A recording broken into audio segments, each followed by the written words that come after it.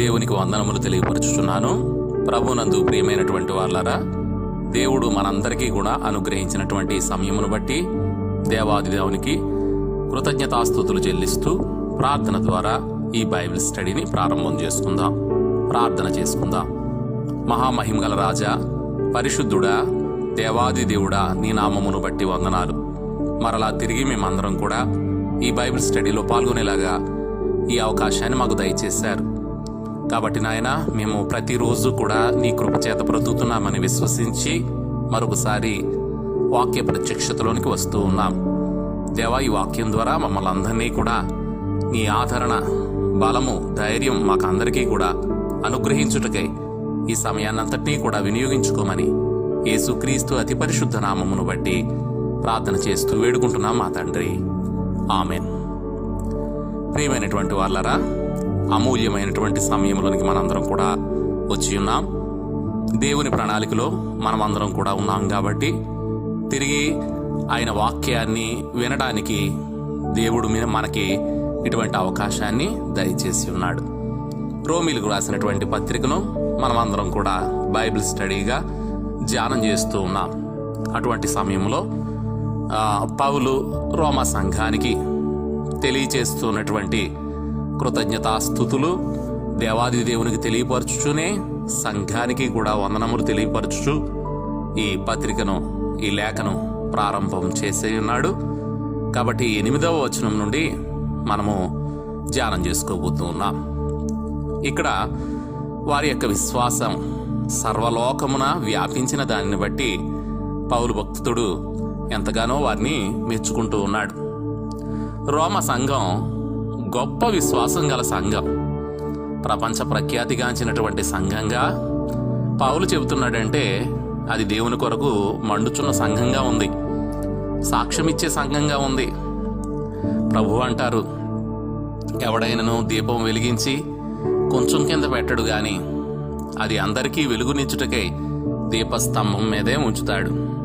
అలాగే ఈ రోమా సంఘం కూడా దీపం వలె వెలుగుతూ ప్రపంచానికి అంతటికీ కూడా కాంతివంతంగా ఉన్నట్టుగా పౌలు భక్తుడు అతిశయిస్తున్నాడు. రోమా సామ్రాజ్యం గురించి ఒక నానుడి ఉంది, అన్ని దారులు రోముకు తీసుకువెళతాయి అనేటటువంటి ఒక నానుడి లేకపోతే సామెత ఉంది. అందువలన రోమా సంఘ విశ్వాసం ఆనాటి ప్రపంచ ప్రజలందరికీ తెలిసింది. రోజు రోజుకి పెరుగుతున్నటువంటి వారి విశ్వాసాన్ని గురించి పౌలు ఆనందిస్తూ ఉన్నాడు. ఇక్కడ 2 విషయాలు రోమా సంఘాన్ని గురించి మాట్లాడుతున్నాడు. వారి విశ్వాసం, అలాగే సర్వలోకమునకు వారి ద్వారా సువార్త ప్రచురం చేయబడుతున్నందుకు వారందరి నిమిత్తం దేవునికి కృతజ్ఞతాస్తుతులు చెల్లిస్తూ ఉన్నాడు. రోమ్ వరల్డ్ ట్రేడ్ సెంటర్, ప్రపంచ వ్యాపార కూడలి. ప్రపంచంలో ఉన్నటువంటి అన్ని ప్రాంతాల వాళ్ళు కూడా అక్కడ ఈ బిజినెస్ నిమిత్తమే వస్తూ ఉంటారు. కాబట్టి సంఘం అలాంటి వాళ్ళందరినీ కూడా పరిచయం చేసుకుని తమ విశ్వాసాన్ని వారితో పంచుకుంటుంది. కాబట్టి ఆ విశ్వాసం ప్రపంచం నలుమూలలా వ్యాపించింది. రోమా దారులన్నీ కూడా, అలాగే రోమా వ్యాపార కూడలి ఈ సువార్త అన్ని చోట్లకు వెళ్ళటానికి ఉపయోగకరంగా ఉంది. అందుకనే మీ విశ్వాసం ప్రపంచమంతా వ్యాపించింది. మీ సాక్ష్యం ప్రపంచమంతటా కూడా మాట్లాడుతూ ఉంది. కాబట్టి సంఘం ఎలా బలపడుతుంది అంటే, సంఘం దాని విశ్వాసాన్ని కనబరుస్తూ ఉంది. అంటే ఒక్కొక్కరి నుండి కూడా ఆ విశ్వాసం ఒక్కొక్కరికి చేరటం ద్వారా సంఘం ఒక్కొక్కరిని చేర్చుకుంటూ ఆ విధంగా బలపడుతుంది. అలాగే అన్ని దేశాల్లో ఉన్నటువంటి వారిని కూడా శిష్యులుగా చేసుకుంది. ఆ విధంగా సంఘం బలపడింది. పౌలు అలాంటి సంఘాన్ని చూస్తూ వాళ్ళలో విశ్వాసం ఉండడం మాత్రమే కాదు, ఆ విశ్వాసం ప్రవహిస్తూ ఉంది. విశ్వాసుల్లో విశ్వాసం ఉంది, ఆ విశ్వాసం ప్రసిద్ధి చెందింది. కాబట్టి విశ్వాస ఫలితాలు అందులో కనబడుతూ ఉన్నాయి.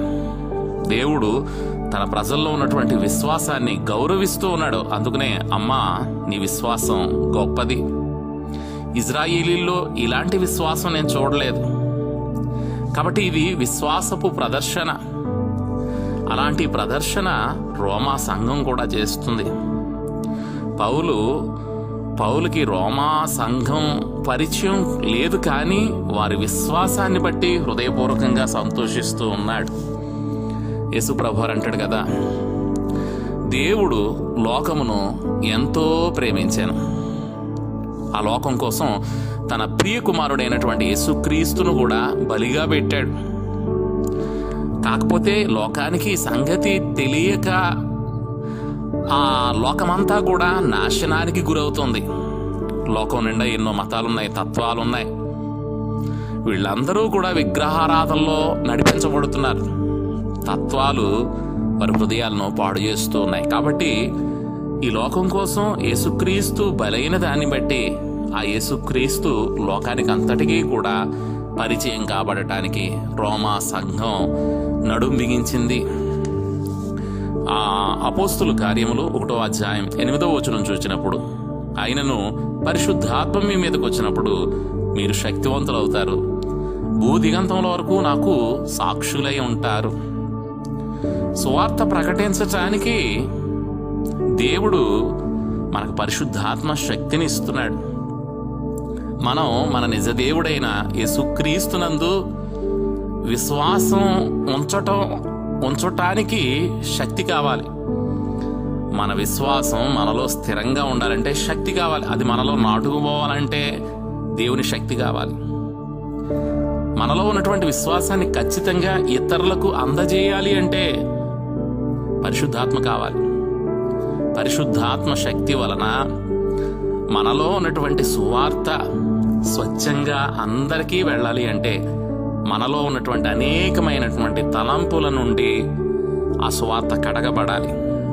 సువార్త పరిశుద్ధమైందే, కాకపోతే మన తలంపుల్లోనికి వెళ్ళినప్పుడు అనేకమైన ఇతర తలంపుల వలన మన స్వంత జ్ఞానం చేత సువార్త పాడయ్యే విధానం ఉంది. కాబట్టి పరిశుద్ధాత్మ వలన మనం ప్రత్యేకించబడుతున్నాం. అలాగే మనలో ఉన్నటువంటి మాటలు కూడా ప్రత్యేకించబడుతున్నాయి. కాబట్టి మనలో స్థిరమైన అభిప్రాయాన్ని కలుగు చేసేటటువంటి పరిశుద్ధాత్మ శక్తి, సత్యం పట్ల జ్ఞానం, చెడును ఎదిరించే శక్తి, సరైన మార్గంలో నడవాలనేటటువంటి కోరిక ఇచ్చేటటువంటిది పరిశుద్ధాత్మ. సాతాను యొక్క బలమైనటువంటి దుర్గములలో దూసుకుపోయేటటువంటి శక్తినిచ్చేది పరిశుద్ధాత్మ.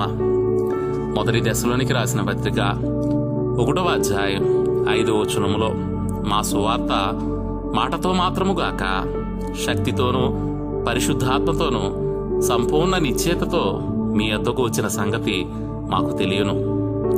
సువార్త ప్రకటించబడటానికి దేవుడు ప్రత్యేకమైన శక్తిని మనకు ధరింపజేస్తున్నాడు.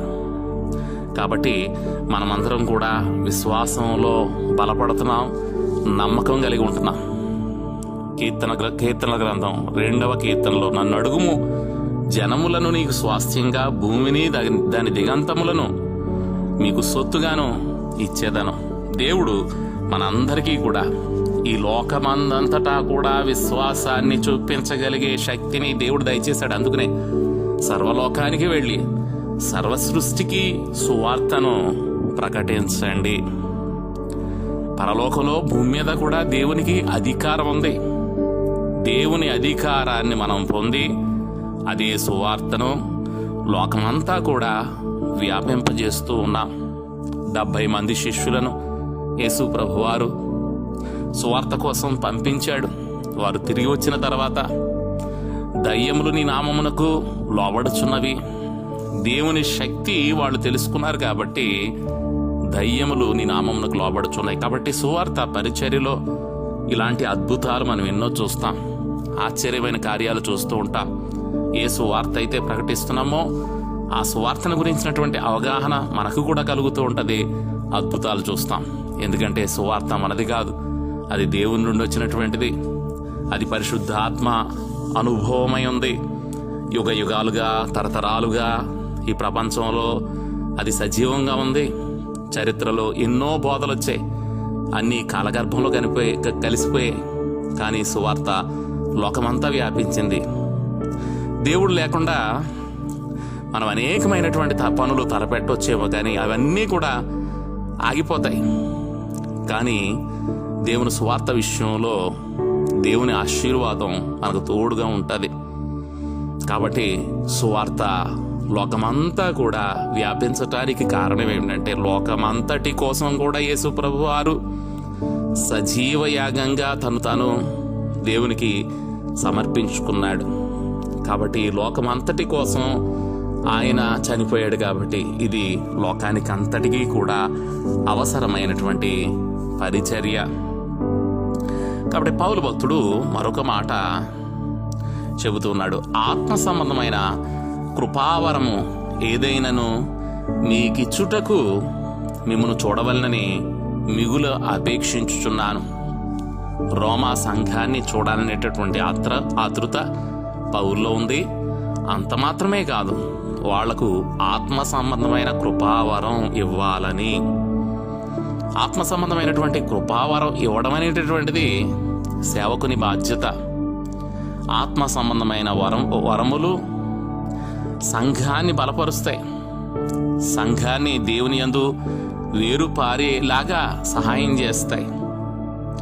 కృపావరం పట్ల మనకు ధ్యాస ఉంటే దేవునిలో అభివృద్ధి పొందటానికి అలాంటి కృపావరం కోసం మనం వేచి ఉంటాం, వెతుకుతూ ఉంటాం. సంఘంలో ఉన్నటువంటి కాపర్లు కానివ్వండి, నాయకులు కానివ్వండి, సండే స్కూల్ టీచర్స్ కానివ్వండి, వాళ్ళందరూ కూడా వరములను సంఘానికి ఇచ్చేలాగా వాళ్ళు పరిశుద్ధపరచుకోవాలి.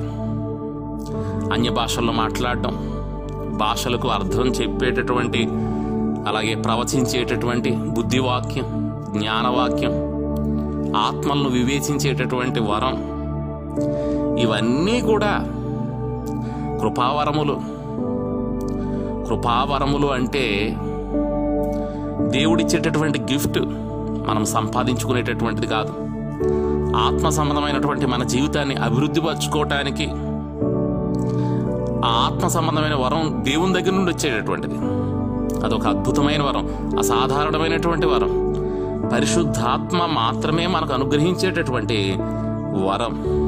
ముఖ్యంగా ఆత్మ సంబంధమైనటువంటి వరము అంటే నేను అర్థం చేసుకున్నటువంటిది ఏంటంటే వాక్యం చేతనే క్రైస్తవుల విశ్వాసం బలపడుతుంది. వాక్యం ద్వారా ఉపదేశించబడుతున్నాం, ప్రసంగిస్తున్నాం, హెచ్చరిస్తున్నాం, ఆదరిస్తున్నాం, లేకపోతే ఆదరించబడుతున్నాం. సంఘాన్ని అంతా నడిపించడానికి క్రమశిక్షణ, ఇవన్నీ కూడా ఆత్మ సంబంధమైన మేలులను చేకూర్చటానికి అటువంటి వాక్యం ఇవ్వాలని, ఆత్మ సంబంధమైన కృపావరం ఏదైనా మీకు ఇచ్చుటకు మిమ్మల్ని చూడవాలని అపేక్షించుచున్నాను. కాబట్టి ఆత్మ సంబంధమైనటువంటి జీవితాన్ని బలపరిచేటటువంటి వరము. మరొక మాట అంటాడు, ఒకరి విశ్వాసం చేత ఒకరు ఆదరణ పొందవలనని. సేవ నిమిత్తం మనం ఆయా ప్రదేశాలకు వెళుతూ ఉంటాం సువార్త ప్రకటించటానికి. అక్కడ ప్రజల చేత ఆదరించబడతాం. మనము కూడా వారికి ఆదరణగా ఉంటాం. మనము వాళ్ళకు ఆశీర్వాదకరంగా ఉంటాం, వాళ్ళు కూడా మనకు ఆశీర్వాదకరంగా ఉండేటట్టుగా మనల్ని ఆదరిస్తూ ఉంటారు. కాబట్టి ఇలాగా ఒకరికొకరు సహవాసం చేయటం వల్ల విశ్వాసంలో ఒకరికొకరు కట్టుకుంటాం. ఒకడు తనకు తానుగా ఒంటరిగా ఎప్పుడూ జీవించలేడు. మండుతున్న బొగ్గుల నుండి ఒక నిప్పు బయటకు తీస్తే అది కొన్ని క్షణాల్లోనే ఆరిపోద్ది నిప్పు. కాబట్టి మనం క్రీస్తులో మండేటటువంటి క్రైస్తవులుగా ఉండాలి. ఆత్మలో మండుచు ఒకరితో ఒకరు సహవాసం చేయవలసినటువంటి వారంగా ఉంటూ ఉన్నాం.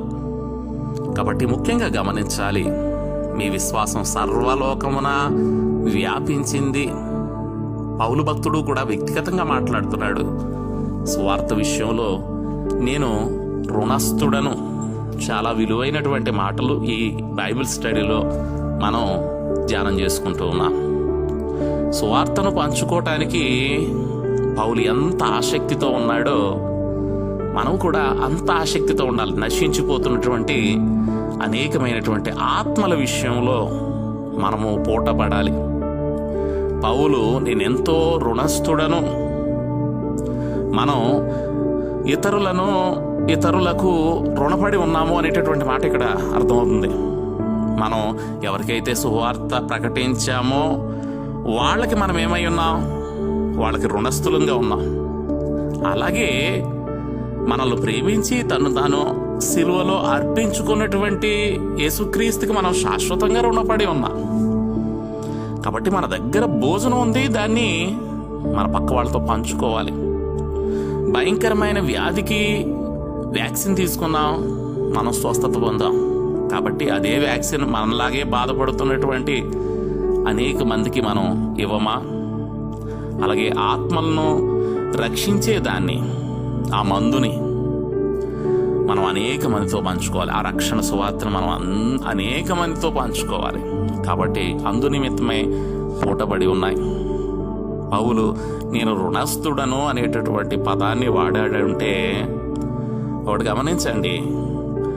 అప్పులు తీర్చినటువంటి వారిని మనం అంటాం ఎగనామం పెట్టారు అంటాం. అలాగే మనం అప్పు చెల్లించకపోయినా మనం నీతిమాలిన వాళ్ళంగా ఉంటాం. అప్పు తీర్చడానికి మనం ప్రయత్నం చేస్తున్నామా? పౌలు అంటాడు, గ్రీసు దేశస్థులు కాని వారికి, జ్ఞానులకు, మూఢులకు నేను రుణస్థుడను.